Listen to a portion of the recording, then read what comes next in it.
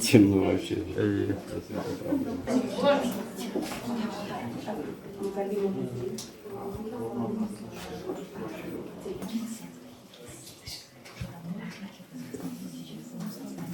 Иван Федоров, самая старая наша марка. Она там дальше. Так, это новое чувство движения. Нет,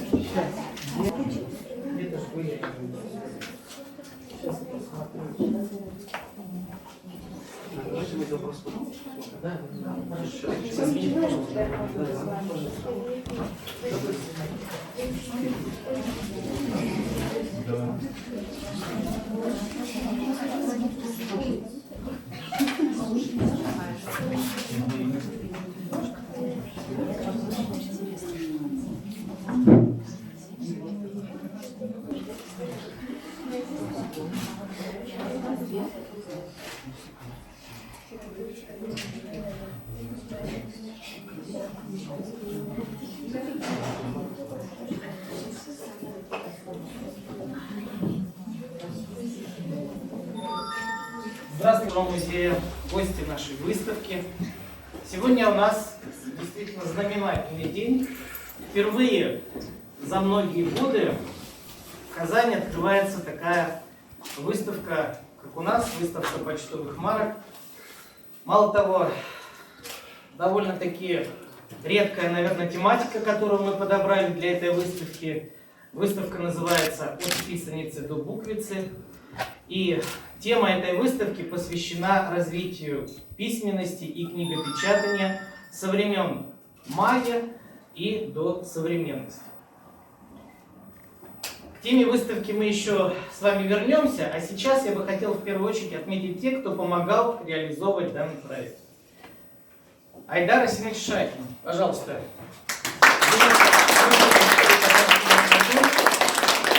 Которого мы находимся. Огромное спасибо за предоставленное помещение, за помощь, всесильную помощь, которая была оказана при организации этой выставки. Светлана Валерьевна Гришина, заместитель директора по почтовому бизнесу, к сожалению, не смогла явиться. Гульнара Габасовна Галеева, образовательное учреждение, многопрофильное лицей номер 187 Советского района города Казань. Ну и хочу представить нас. Это Владимир Степанович Васильев, автор выставки, которую мы представляем, а также ваш покорный слуга Егоров Максим Игоревич. Не случайно для Республики Татарстан, потому что культурный пласт Татарстана весомый даже на фоне всей России. Здесь можно приводить массу примеров, и наш уважаемый университет, и культурный пласт, который связан с книгопечатанием в Татарстане. Но, к сожалению, этот пласт во многом забыт, или полузабыт, по крайней мере.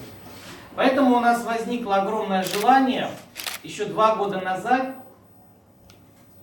раскрыть эту тему поярче, создать какой-то прецедент. Понятно, что одной выставкой мы не сможем развивать далеко эту тематику, но тем не менее мы могли бы создать некий прецедент по тому, чтобы обратить внимание на ситуацию, которая складывается с изучением письменности русской, российской, татарской, поскольку даже можно сделать такой маленький пример, что вот Ивана Федорова знают все, а кто был основателем татарской письменности, не знает практически никто. Это тем более очень интересно из позиции того, что напечатать русский текст намного проще, создав литеры с буквами, чем татарский, чем вязь, арабскую вязь. Потому что Здесь много связано с техническими особенностями печати, с формированием шрифтов и набором этих шрифтов для многократного их использования. Второе важнейшее задание выставки было направлено на возрождение филателистического движения в Республике Татарстан. Хочу сразу сказать такую вещь, не очень лицеприятную, наверное, для Татарстана, что в нашем городе, можно сказать, филателия умирает. Ну, во-первых, просто маленький пример приведу. Если сравнить с городом, допустим, Пензой или Воронежем, где есть довольно долго существующая уже организация, которая называется Клуб юных филателистов, и есть общество филателистов, которые содействуют с этой организацией, то у нас этого нет практически ничего. Наши филателисты заседают на главпочтамте на улице Кремлевской по субботам, на этом вся их деятельность заканчивается. То есть они друг другу марки продают, покупают, кто-то пришлый приходит, что-то у них покупает, на этом вся их деятельность заканчивается. Меня эта ситуация не очень устраивает. Мне бы хотелось, чтобы наша организация каким-то образом этой выставки повлияла на то, чтобы и руководство, в том числе Почты России, да и сами филателисты, потому что от них много зависит, поменяли отношение к этой ситуации и создали некий прецедент по возрождению филателии в Татарстане. Ну и третий, наверное, может быть даже самый главный момент, который я бы хотел сказать, это то, что я и Владимир Степанович, мы пытались и пытаемся, и, наверное, и дальше будем, сколько будет сил, привлекать к филателии ребят. Таким образом, полгода назад, параллельно с началом подготовки к этой выставке, была реализована программа по созданию кружка юного филателиста в Татарстане на базе Центра детского творчества Танкадрова. В результате у меня сейчас на данный момент учатся 3 детей, пока мало, но тем не менее они очень активные, они очень заинтересованы в работе этого кружка, коллекционируют почтовые марки, переписываются уже с другими знакомыми, которые собирают марки в других странах и городах. И думаю, что дальше этот кружок будет развиваться. Вот пускай будет хоть маленькая крупица, но все-таки положительный вклад в развитие филателии в Татарстане эта выставка положит и с точки зрения того, что будут привлечены дети. Итак, сейчас бы я хотел пригласить на эту сцену для приветственного слова тех, опять-таки, кто сделал очень многое для нашего мероприятия, для нашей выставки, для открытия выставки. И, конечно же, все-таки в первую очередь я бы хотел пригласить на сцену Айдара Асимовича Шайкина. Пожалуйста. Хайырлы күннәр, сезне барактарына күргәнбек шатбыз. Очень рада вас видеть в нашем доме, в нашей книге. У нас музей на самом деле очень длинное название, поэтому в соответствии с названием там очень много смыслов. Но вот 3 года назад мы открылись после реконструкции, и для нас очень важно, и будет это важно всегда, чтобы мы привлекали самых разных людей в наш музей. Это не с целью выполнения плана посещаемости, вовсе не для этого, а на самом деле для того, чтобы в музее, в нашем доме, потому что это действительно дом, присутствовали разные люди, разные идеи, разные проекты. Поэтому, когда в прошлом году нам предложили организовать такую выставку, на самом деле мы очень быстро согласились, потому что и есть связь с темой книги, и тема почтовых марок сама по себе интересна. Хотя, конечно, да, с каждым годом интерес, может быть, угасает, но мы еще помним, как здесь увлекались и филокартией, и филателией в какой-то степени. Поэтому, конечно, эта выставка для нас имеет определенную ценность на самом деле.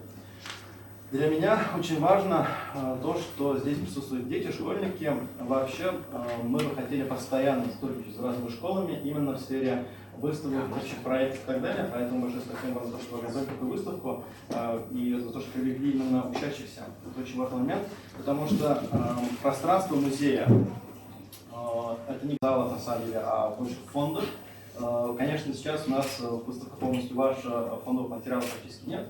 Но, тем не менее, мы бы хотели в дальнейшем с вами в рамках школьной проектной деятельности работать вместе, вообще. Мы готовы какие-то свои секретные вещи вам показывать, рассказать о ваших проектах. Это было, конечно, интересно. Очень важно, это очень важный момент, потому что сегодня мы можем разными способами открывать наши коллекции, музейные коллекции. Было бы, конечно, очень интересно работать в такой сфере тоже. Конкретно насчет выставки, что вот очень мне хотелось сказать с самого начала. Работать с энтузиастами — это всегда и интересно, и сложно, потому что такие люди, как вы, на самом деле, знаете, очень упертые, в какой-то степени фанатичные, потому что не каждый поймет смысл, ценность вот всей этой коллекции на самом деле. Только вы понимаете. Да, ну это естественно. И я на самом деле, как бы солнечно наблюдал, так, с таким вот, знаете, воодушевлением. Не только у нас, еще есть такие вот наши друзья в музее, которые действительно вкладывают всю свою душу ради своих проектов.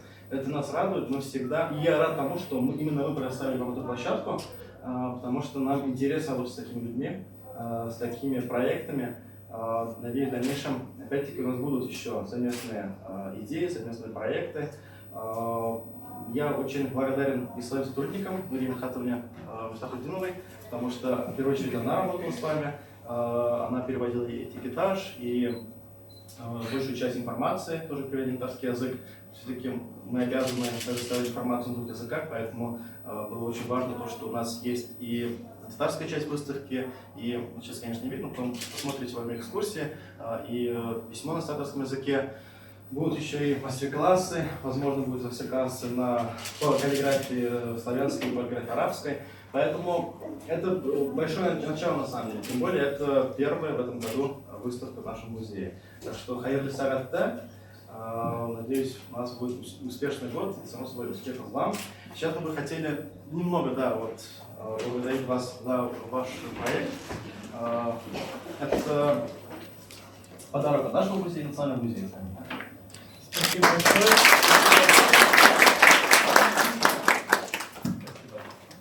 И ребята, Булат и Диляра. Они еще будут выступать.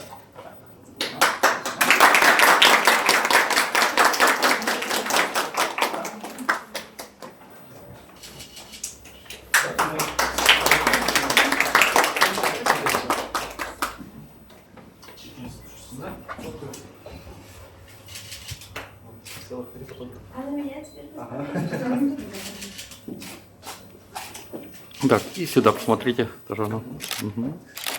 Спасибо. Спасибо большое. Спасибо. Успешной выставки. Спасибо большое. Ребят, следующий выступающий, который, я бы сказал так, наверное, был основателем, идейным вдохновителем и основателем этой выставки, это Владимир Степанович Васильев. Я попрошу его также на трибуну нашу импровизированную.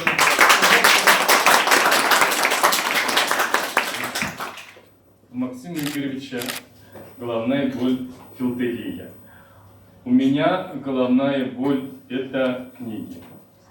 Я очень давно занимаюсь переплетом книг. Я преподаю переплет книг детям.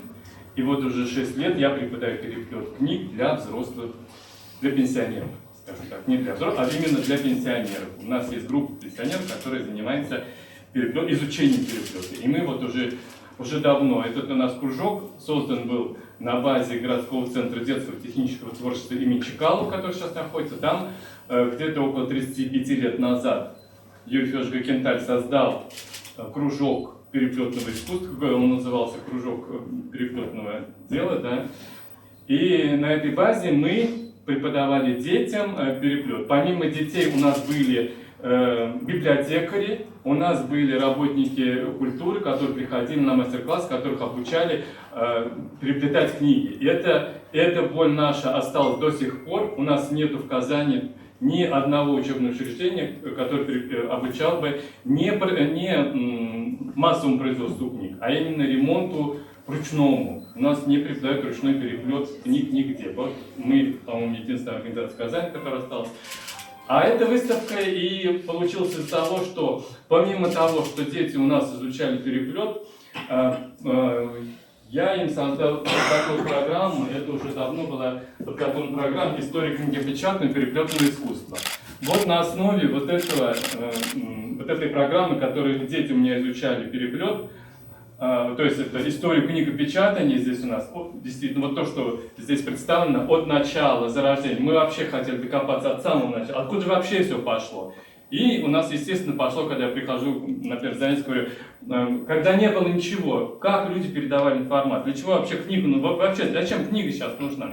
Это передача информации. Вот как люди передавали, когда не было вообще ничего, ни книг, ни даже речи не было. Естественно, передавали при помощи рисунков на скалах. Естественно, наша самая первая, это вот писаница. Потом вам все это расскажут.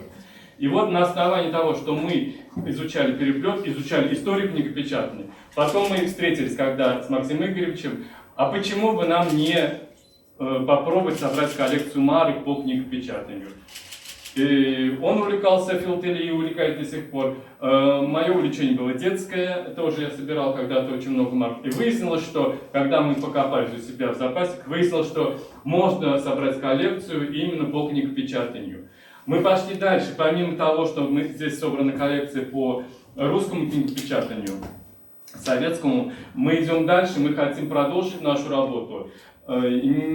Неспроста вот здесь на стенде у нас будет, вы увидите, письмо с фронта, написано каллиграфией, арабской вязью. Это писал этнограф наш, он писал письма домой. Мы вам хотели предоставить, как вы посмотрели, как эта вязь пишется в быту, как она писалась. Письмо самое интересное, как он поздравлял своих родственников с фронта с Новым годом. И вот мы хотим продолжить эту коллекцию, показать историю книг, историю развития татарского книгопечатания. Очень много, эта коллекция еще может быть где-то в России по вот такому книгопечатанию. По татарскому книгопечатанию я уверен, что вообще нету. Кроме нас, некому собрать коллекцию по татарскому книгопечатанию.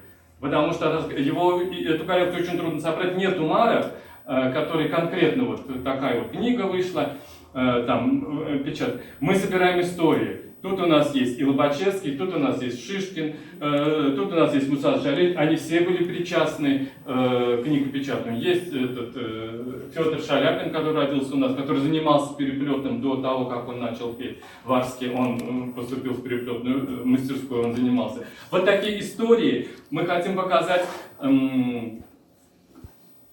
Богатство татарской книги, богатство татарского народа, таланты наших земляков. И вот эта наша выставка как привлечение внимания не только общественности, главное привлечение внимания это наше подрастающее поколение. Мы хотим заинтересовать их филателией. Это интересное занятие, собирать марки, интересоваться. Ведь марки не просто собираются, они собираются, а за маркой идет огромный шлейф истории. Вот взял марку, и там начинается нанизываться, как бусинка к бусинке, такая цепочка, и получается у нас ожерелье красивое. Вот марки дают историю, и вот наша задача была создать эту историю, показать ее вам, и мы вот попробовали это сделать. Спасибо большое. И, ребят, сейчас я бы хотел еще предоставить слово ребятам, ученикам, учащимся нашего кружка «Филателия. Летопись», которые сейчас вам презентуют некоторые моменты, некоторые нюансы нашей выставки. Итак, прошу, ребята, сюда. Проходите на кафедру на нашу. Сюда, наверное, лучше. Максим Игоревич, лучше, наверное, Нет, сюда. пускай. Да? Удобно? Нормально. Дальше. Итак, пожалуйста, Диляра, первая у нас. Добрый день, уважаемые гости выставки. Я Хисамова Диляра. Я представляю первый стенд. Он посвящен столетию российской академической археологии. Почтовый малый лист России посвящен памятным артефактам древних культур и столетию российской академической археологии. На одной из марок изображены беломорские петроглифы, 2019 год. Петроглифы или писаницы – высеченные изображения на каменной основе. Традиционно петроглифами или писаницами называют как изображения на камне с древнейших времен, палеолита, вплоть до средневековья, за исключением тех, в которых достоверно присутствует хорошо разработанная система знаков. Спасибо большое. Следующий выступающий Влад, пожалуйста. Добрый день, уважаемые участники конференции. Я представляю 4-й стенд. На этом стенде изображены марки Жана-Франсуа Шамполя и Розетский камень.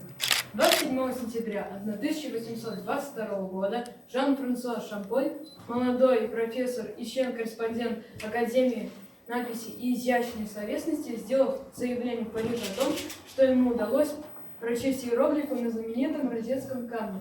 Как выяснили позже ученые, иероглифы, обозначающие слова и их звучание, использовались в качестве классификаторов. Принцип этого ребуса стал ключом для письменности народов Египта. Спасибо. Следующий выступающий Влад. Здравствуйте, уважаемые гости. Я хочу представить вам стенд номер 3. На стенде номер 9 изображена серия марок, посвященная истории, отечеству и почте. Данная серия была произведена в 1978 году в СССР. В данной серии на стенде изображена марка номиналом 6 копеек, на которой изображена берестяная грамота от Жизномира Хмикули. Также есть продолжение серии. Это марка номиналом 4 копейки о первом посыле вестей на Руси князем Олегом Радимичем в 885 году. Марка номиналом 16 копеек «Сцена в почтовом приказе» и марка номиналом 12 копеек «Ямская гоньба с посыльным», которая осуществлялась с 13 по 19 век в России. Спасибо большое. Я бы хотел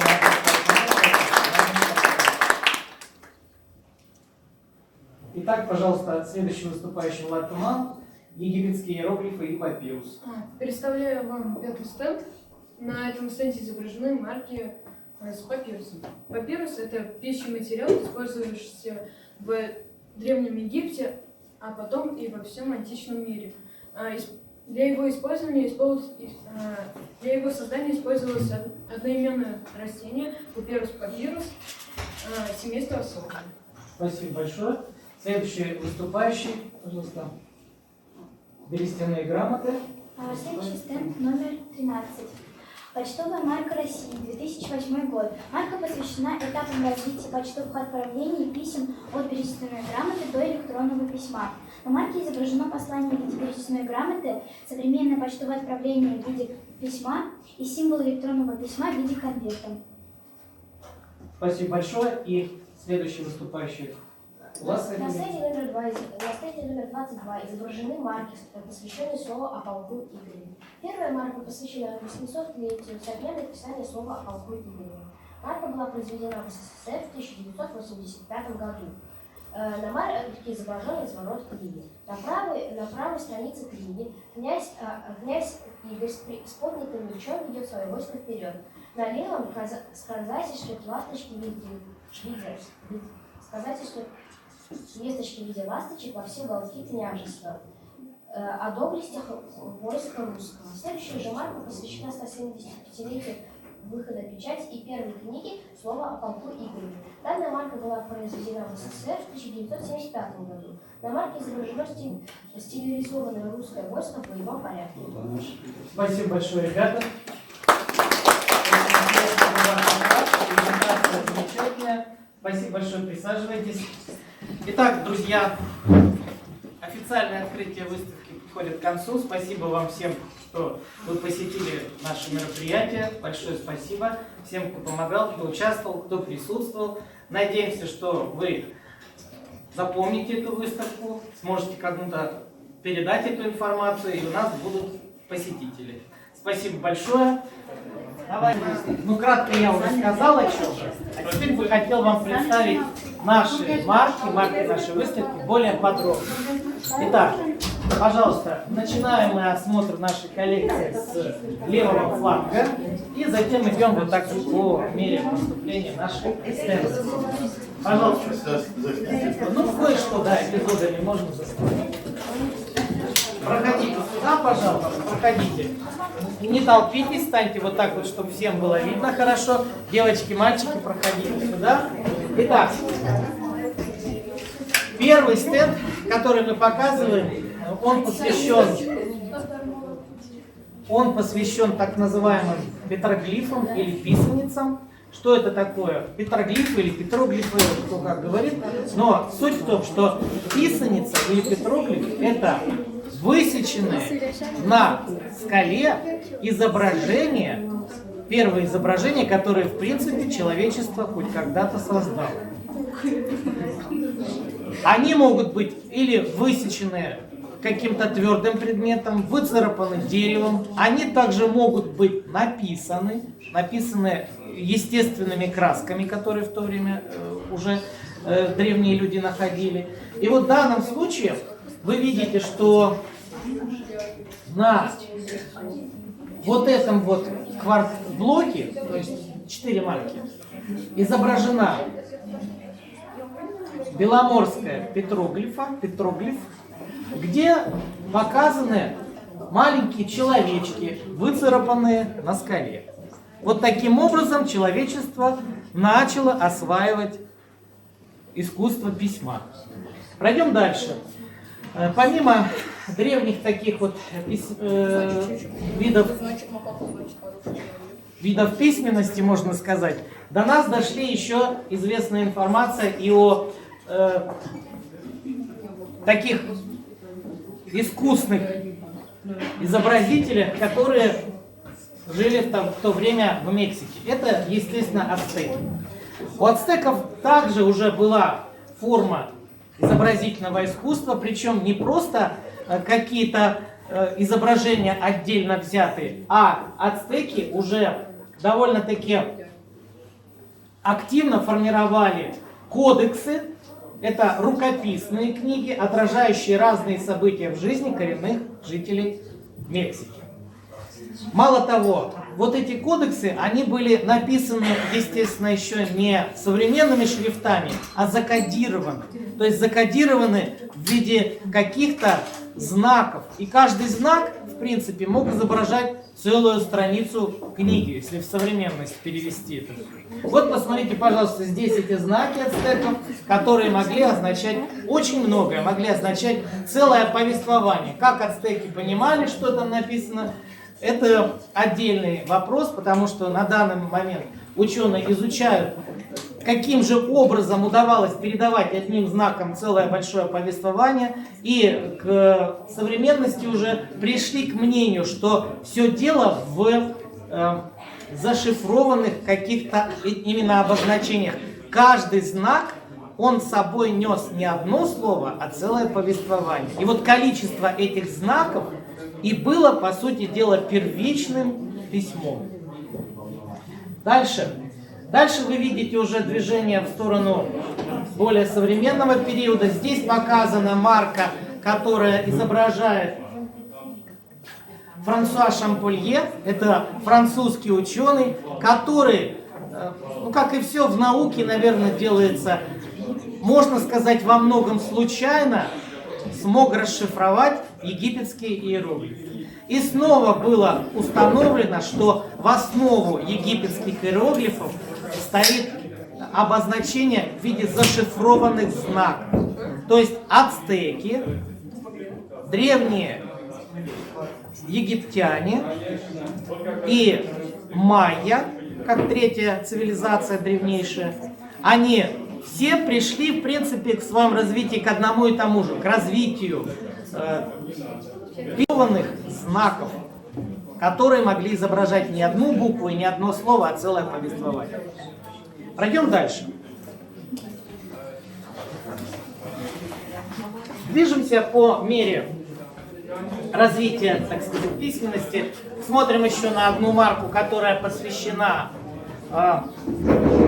клинописи. Здесь, пожалуйста, изображена шумерская клинопись. Это еще один из видов письменности на то время. И дальше переходим уже к такому известному развитию книгопечатания и письменности. Прежде всего, книгопечатания еще не было. Как расшифровка письменности майя. Причем она была расшифрована, эта письменность, русским ученым, гениальным ученым, которого звали Юрий Викторович Морозов. Он расшифровал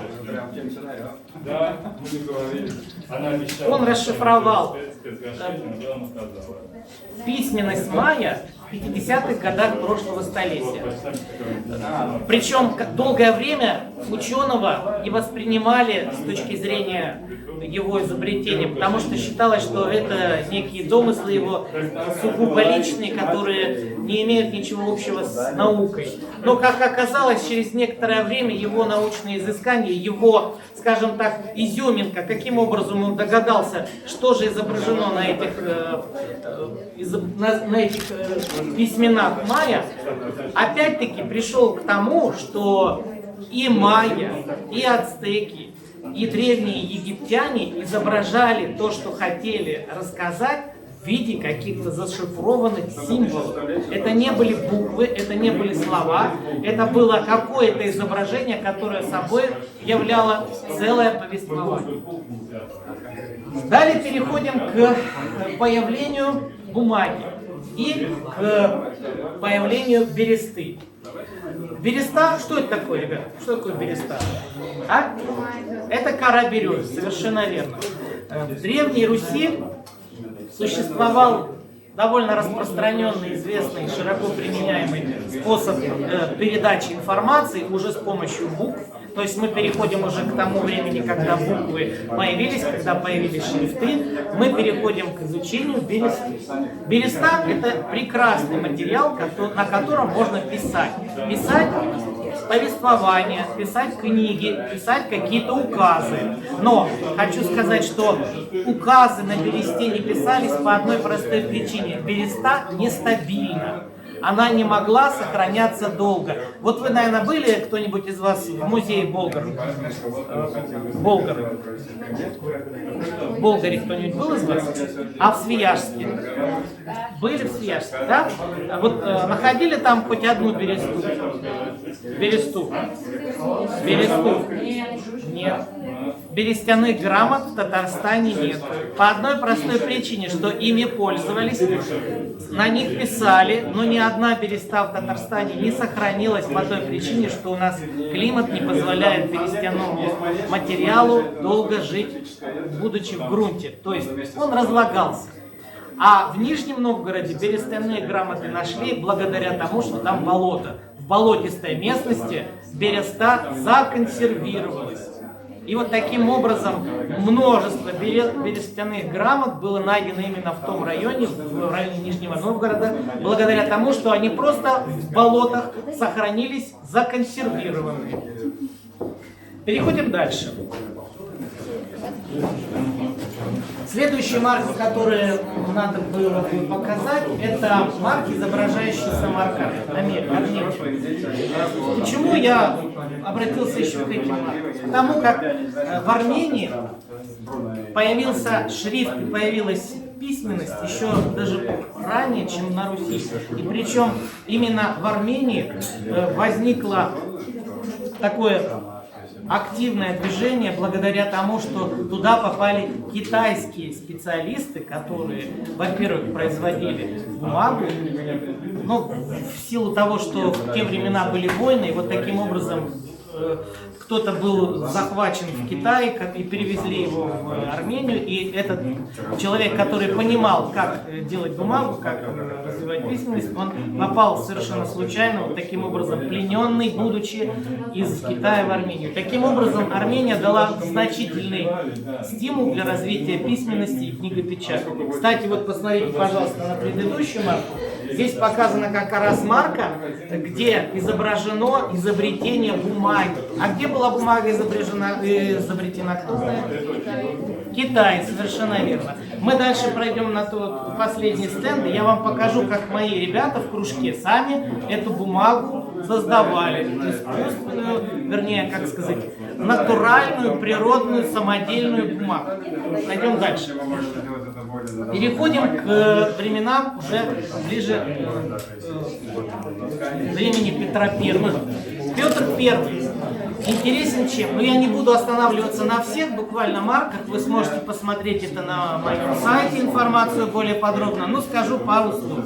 Петр I известен тем, что на Руси благодаря ему появилась бумага, поскольку именно Петр I своим указом где-то в начале 18 столетия издал распоряжение о том, чтобы в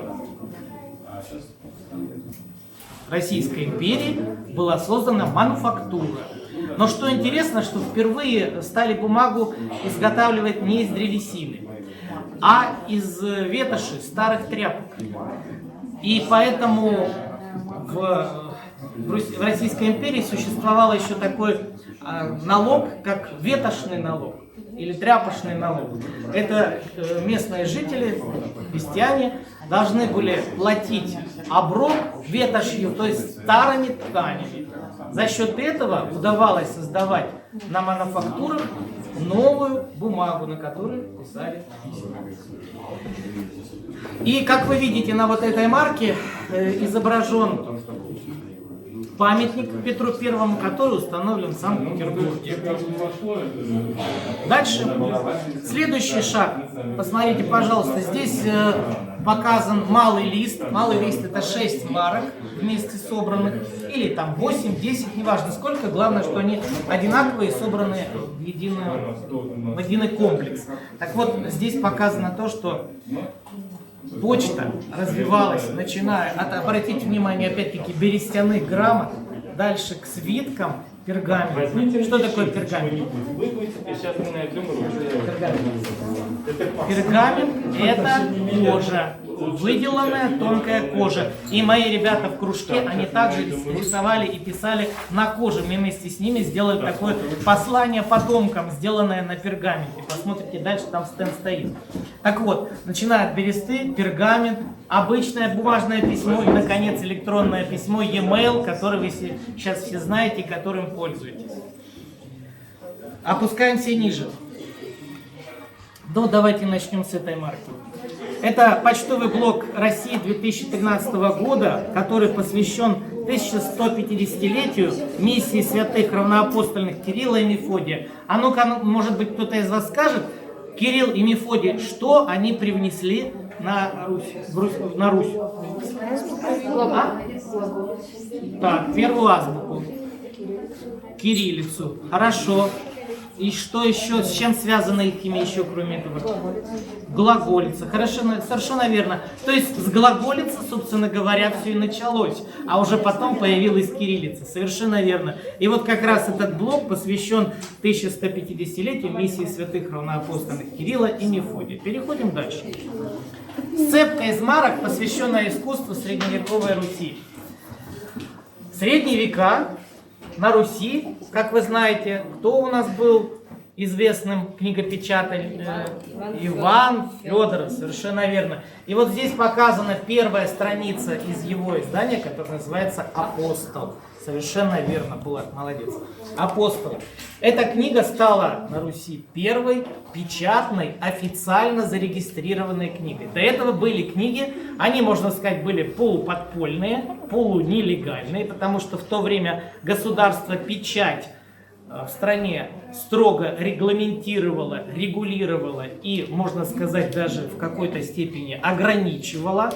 Но, тем не менее, именно при Иване Грозном, казалось бы, Иван Грозный должен голова с плеч и больше ничего. А на самом деле он был сподвижником и во многих вещах сделал очень многое для развития письменности. В частности, именно указом Ивана Грозного и издал первую официально зарегистрированную книгу, которая называется «Апостол».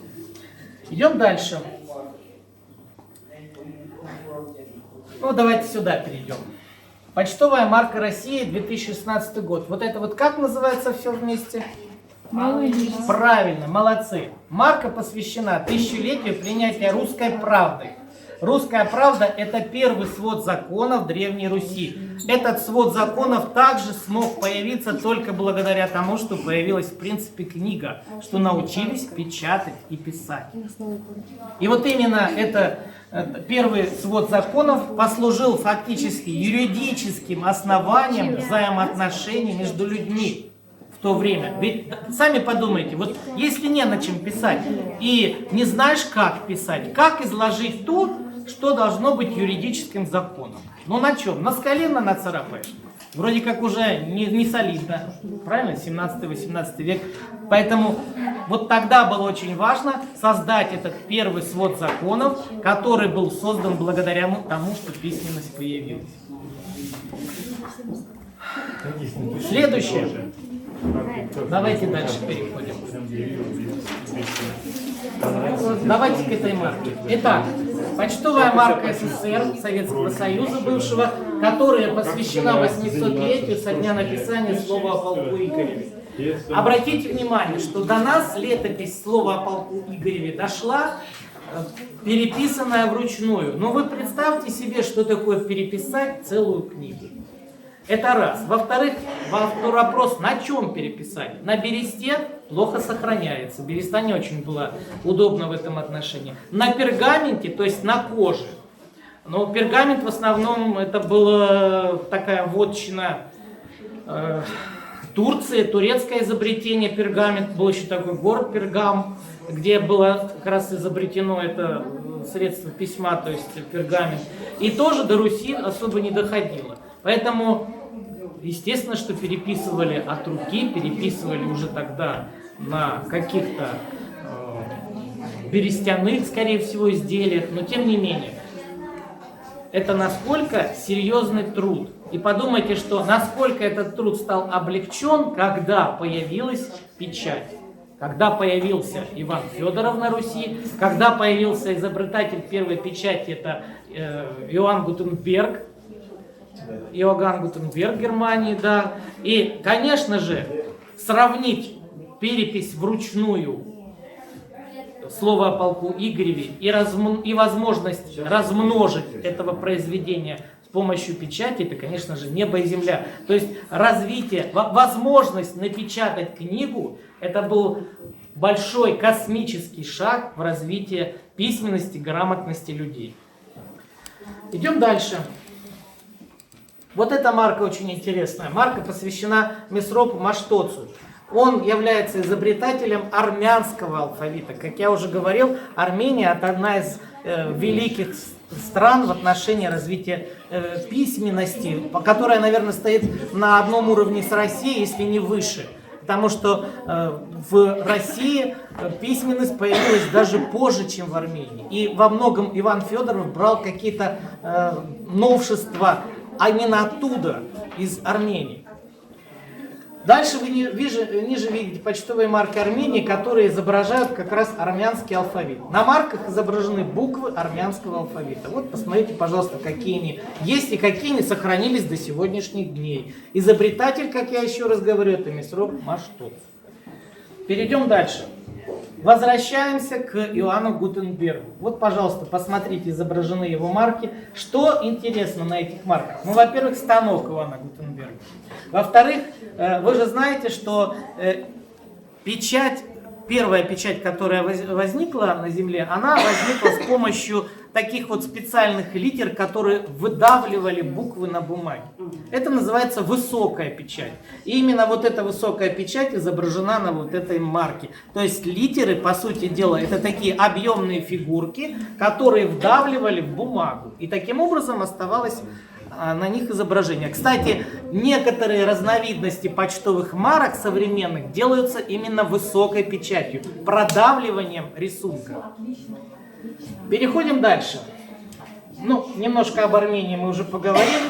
И вот давайте сюда перейдем, к к изображению, опять-таки, Иоанна Гутенберга. Самое интересное то, что марок, посвященных Гутенбергу, очень много, но никто не знает, как он выглядел, потому что нет ни одного рисунка, изображающего лицо Гутенберга.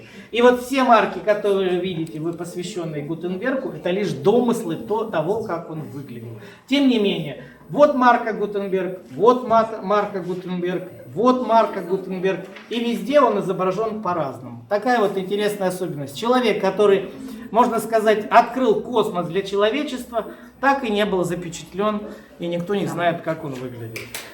Спасибо, ребята. Сейчас вы переходите к второму нашему экскурсоводу Владимиру Степановичу. Так, Максим, вот наш музей книгопечатания здесь. Видите ли там Вот она печать настоящая постановлена? литера. Вот высокая печать. Вот здесь прокатывается краска, кладется, и потом печатается. Вот она вырезает. Это вот литера называется. Вот это придумал Иоанн Гутенберг. Это его изобретение. Не он придумал, что можно там отпечатывать, там писать, от него придумал. Он придумал, как вот эту литеру сделать, чтобы ее было много. Потому что вручную пишешь, много книг не напишешь. А когда делаешь вот эти литеры,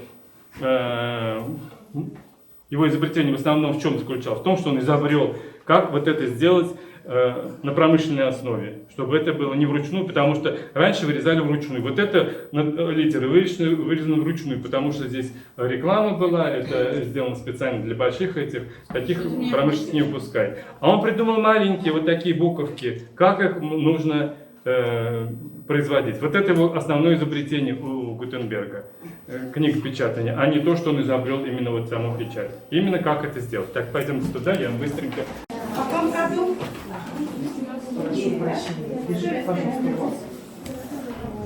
Иван Федоров, правда? История России, 16 век. А вот Средневековье повторить на следующем Вот вам Средневековье повторить, да, пока быстренько. Так, здесь у нас стенд, посвященный Иоанну Гутенбергу.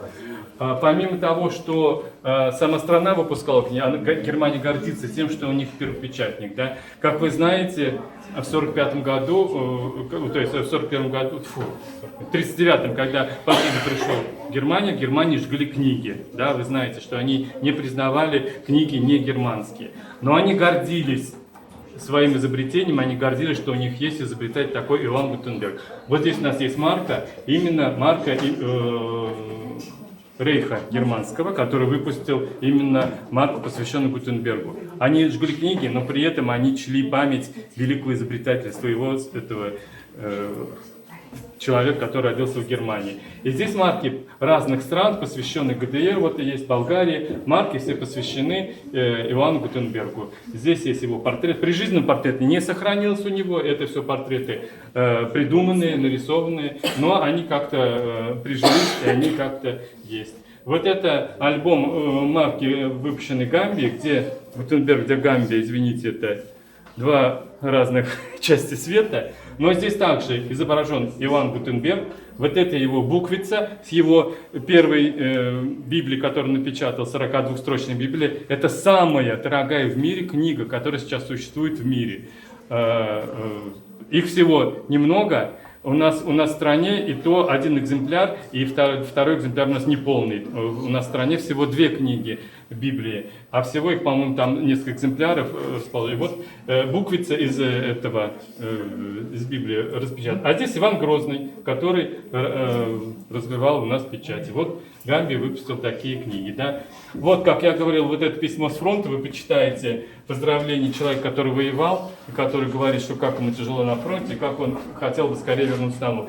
Письмо представлено тем, что вот эта вот арабская вязь, что до 40-х годов еще прошлого века, во время войны, люди все еще продолжали писать вот этой вот арабской вязью. И вот эта арабская вязь у нас постепенно переродилась уже вот в татарскую книгу печатать. Очень трудно, конечно, напечатать, но придумали способ, как тоже печатать отдельными литерами, вот этими отдельными, печатать вот такую надпись. Вы почитаете. Так, здесь у нас второй человек в мире по книгопечатанию, который занимался именно изданием книг. Это Франциск Скорина. Это золотой век вообще, это возрождение.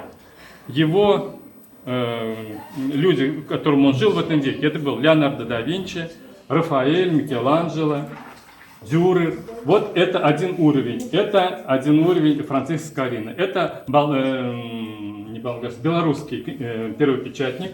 И в Беларуси его чтят очень высоко, так же, как у нас Иван Федоров. Он раньше был Ивана Федорова, он также узнал книгопечатание Ивана Гутенберга. В Беларуси, помимо того, что чтут, ставить памятники в честь его, называют премии, вот здесь у нас марки, которые, вот одна из марок, по-моему, вот это, я насколько помню, да, медаль, вот она, медаль Франциск Скорины. Вот медаль Франциск Скорины, это государственные награды, как у нас есть там, вот видите, Герой Белоруссии, у них есть всякие, и медаль Франциск Скорины. Они чтят память о своем великом книгопечатнике. И вот это марки, посвященные этапам развития, где он родился, где учился, где напечатал свой самый знаменитый портрет. Он первый в истории книгопечатания напечатал свой портрет. Вот это вот на марке изображен портрет. Это у него была Библия, считайте, его при жизни. Вот изображение Франциска Скорина, он себя увековечил вот в этом портрете. Да. Здесь у нас марка посвящена, то есть блок, посвященный Ивану Федорову. Это у нас знаменитый памятник, который стоит в Москве, Ивану Федорову посвященный. Да. И марки вот пошли, листы вот эти посвященные тому же самому памятнику и вот этому нашему Ивану Федорову. Марка, посвященная русским царям, это у нас Иван Грозный, во времена которого началось книгопечатание. Именно во времена Ивана Грозного жил Иван Федоров. Здесь вот это у нас самая старая марка всей коллекции. Тоже изображен памятник, видите, синий и в красном цвете изображено посвящен 350-летию со дня смерти Ивана Федорова. Это самая старая марка коллекции. Марка вот эта вот, это марка посвящена Львову. Вот здесь вот стоит церковь, которая была еще во времена Федорова, когда он уехал во Львов, после того, когда сожгли его типографию в Москве, он был вынужден уехать во Львов. И вот эта колокольня, которая сейчас стоит во Львове, она была при Иване Федорове. И вот она изображена здесь на марке. Здесь также у нас первая печать апостола, разворот апостола. А здесь у нас идет рукописная часть. Это у нас, Аввакум, житие Аввакума, это в том году вышла марка, посвященная 400 лет со дня рождения Аввакума. Он занимался не переписыванием, он писал свое житие. Вот это была рукописная книга, это первая книга автобиографическая, написанная рукой, именно он писал Аввакум. Так, а дальше у нас идет стенды. Мы попробовали перейти от советского книгопечатания к татарскому. И здесь у нас уже представлены марки царей. Петр I, Павел I, Екатерина II. Это те цари, которые повлияли на книгопечатание татарское. Петр I первый напечатал татарский текст. Екатерина начала подготовила разрешение открыть типографию, а Павел I, ее сын, он разрешил в Казани открыть первую типографию. Вот здесь Казанский университет, там у нас была третья типография в Казани. Две частные, и вот третья университет, который до сих пор существует, это вот она, марка посвящена университету, где до сих пор располагается издательство. И вот Низами, который также печатался у нас здесь в университете, его стихи. Этот стенд посвящен нашим великим людям, которые родились у нас в республике. Кто это? Иван Шишкин. Иван Шишкин родился у нас здесь, в Татарии.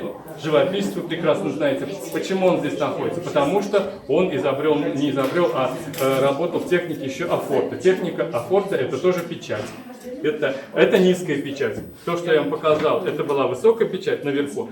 А афорт — это когда он вырезает на пластине углубления, и в эти углубления втирается краской, потом печать. Это называется низкая печать. Но здесь представлены его работы.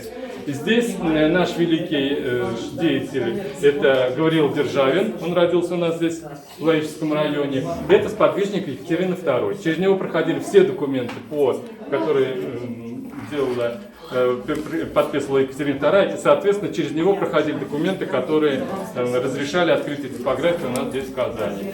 Здесь Новиков, который тоже он издатель, который помогал, передавал шрифты для открытия здесь у нас в Казани типографии. Здесь вы увидите, это наши писатели идут. Это, как я рассказывал, Надежда Константиновна Крупская, которая разрешила, вот здесь у нас стоит дом Ушаковой на Кремлевской улице. Она, когда увидела бедственное положение этого дома, когда она приехала в 2019 году, она нисколько попросила, приказала, не знаю, как это называется, но она сделала все, чтобы в доме Ушакова у нас открылась библиотека, которая работает до сих пор, Национальная библиотека Республики Татарстан. И вот Надежда Константиновна Крупская считает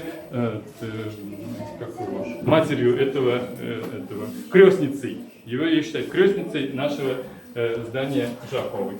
А здесь Лобачевский, который открыл в университете кафедру каллиграфии, он поддерживал каллиграфистов, выдавал им стипендии, оплачивал им деньги. Он вытащил из деревни очень известного у нас каллиграфиста, дал ему квартиру, дал ему работу в университете. Это был один из ректоров нашего университета. Муса Джалиль почему здесь представлен? Потому что он работал в типографии. До войны, как он пошел на войну, он работал здесь в типографии, работал в газете и как писатель, как переводчик. Но он у нас здесь представлен как именно человек, который занимался каллиграфией здесь, в Казани. А это, Максим Игоревич, как вам говорил, образцы печати. Как можно писать на бересте, на бумаге. Нет, с правой стороны пергамент. Это вы знаете лучше, чем я. С правой стороны пергамент, с левой стороны бумага, посередине береста. Да. Вот это вкратце все, что мы вам могли рассказать сегодня. Спасибо вам. Спасибо вам, ребята. Спасибо вам большое.